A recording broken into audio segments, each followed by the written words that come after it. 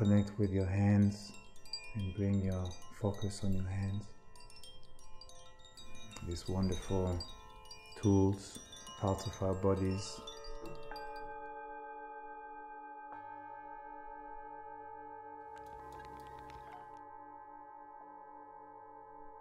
What kind of practices we can pull into our daily life?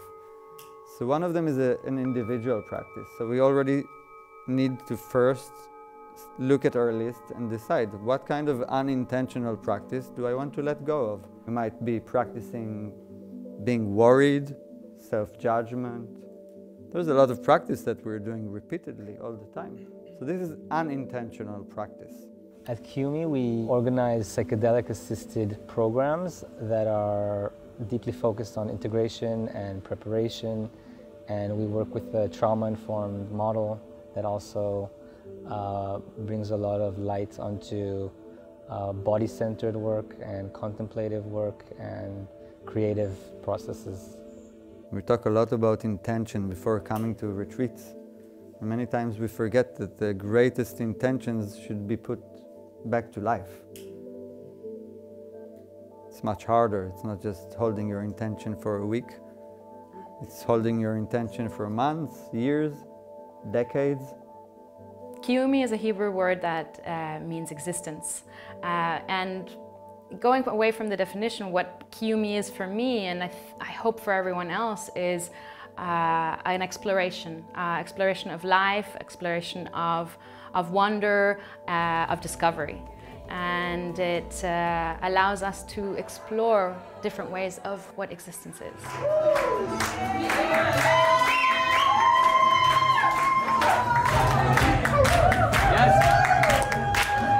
I was living in Peru. I was working in the ayahuasca center with the Shipibo people. One thing I realized when I was there, you know, a lot of white people was training also.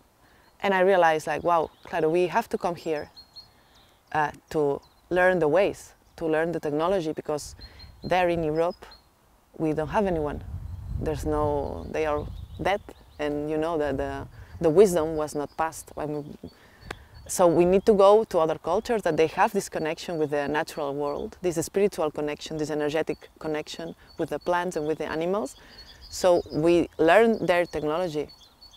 And then I understood, then I can go back home and apply that technology with the people I have there, you know, and with the land there, you know, with the plants that I have here.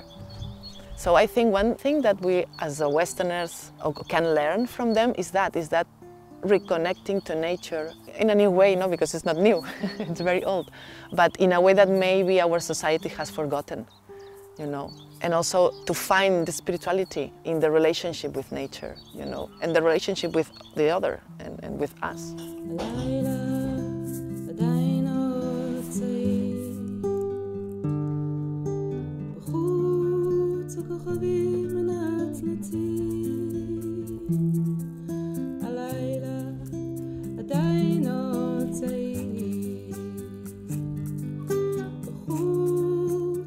Our spectrum of expression is limited. Usually we're not expressing our full self.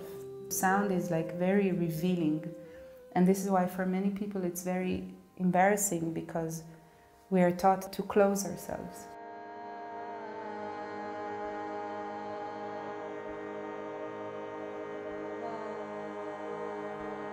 This is actually going back into this pre-language, more raw and immediate expression of like, so also now when I'm talking to you, it's there, but language, again, organizes it. So again, it's about like rearranging power dynamics in expression.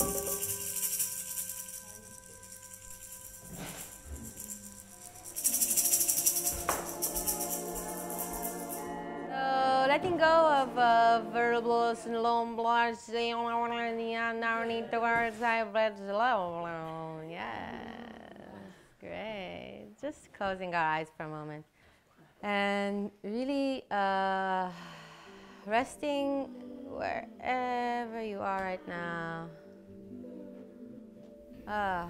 In general, art, music, dance, and sound are in the heart of our work.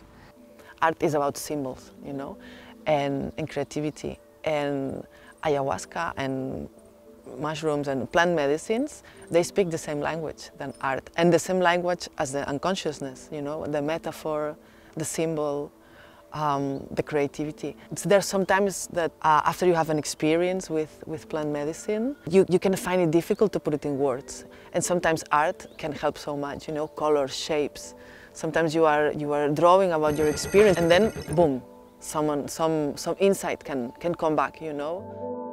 Like I was really like in outer space. I don't even know where I was. Like I felt like I really went like very far out or very deep in, and it was like a very like metaphorical image space. So these like feelings came up, but they were like images.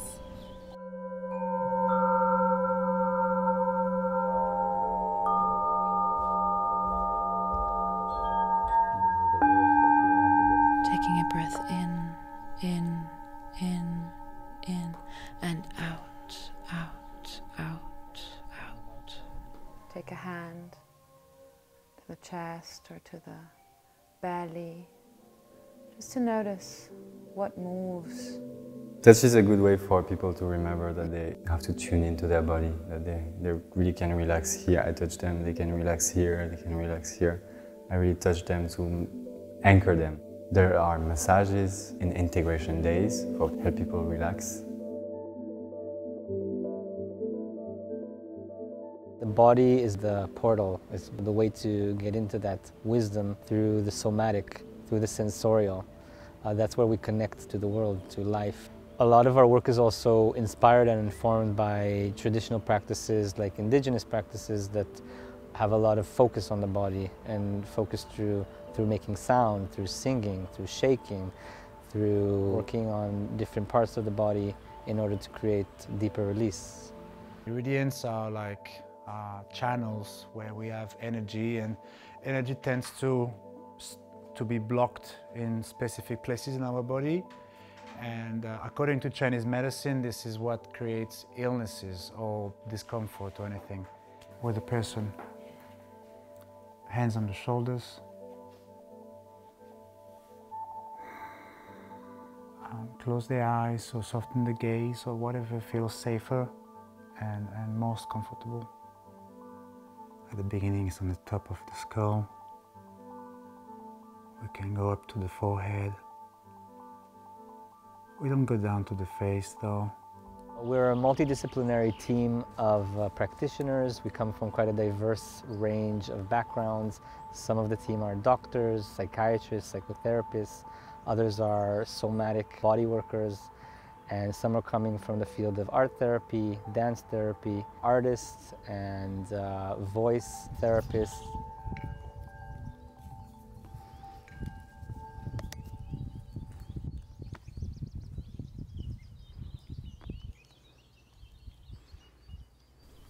Yeah, my advice actually is that if we have like some tension, we can really give it like attention and allow it to kind of float in a sea of softness. So curiosity, it's very important also. It also for me also brings a little bit of playfulness.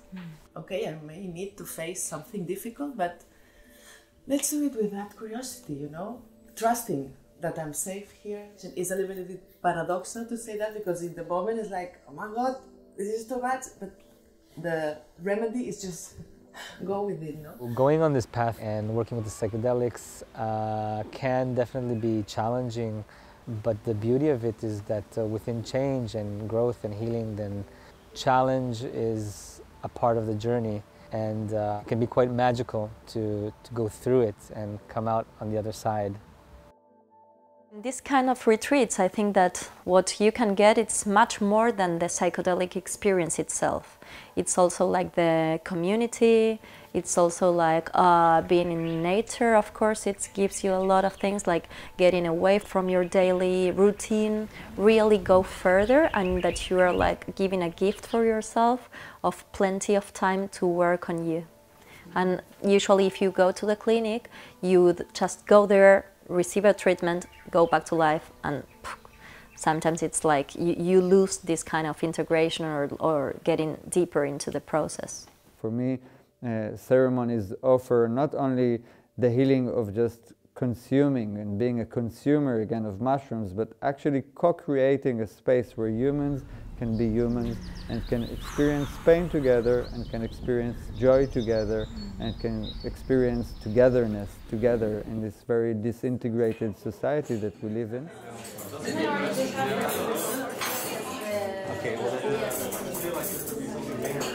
It's also really important to us to bring a sense of celebration of life and of playfulness into the work that we do. And we really believe that a connection happens with ourselves and with others and with our relationships and within the life at large, and doing things that make us feel good, allowing ourselves to feel good or even pleasure. That's something that we really find is empowering to bring into the space.